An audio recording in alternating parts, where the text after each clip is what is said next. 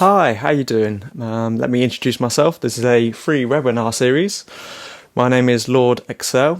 I'm the Chief Technical Officer of Big Kicks Limited. Today we're going to be learning how to EQ a kick drum on Excel. A big shout out to our sponsors, Business Technical Institute. They're great guys, and we couldn't have done this video without them.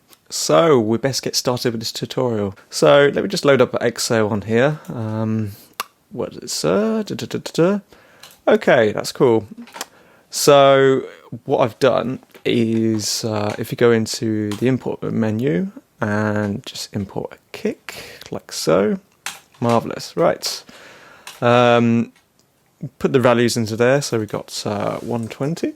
So I want to do like a 120 BPM sort of like style. You could do 140, 160, 200 if you're a little bit extreme, but 120 is quite a safe place to go.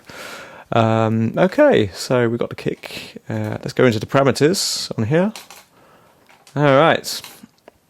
So here we can add additional effects onto it, but we just want to focus on the EQ for today. Okay, so we do that. Let's put a loop on here, and let's go play it. Okay, so this is a kick. So if we wanted to add additional sort of frequencies, so here you can see it's split into 4 different sections. So you got the 4x3 grid. So it starts off at the top with the amount of volume. Underneath is the frequency you want to tune, and below that is the curve sort of bell. So let's go here for example. So I want to go to number 2.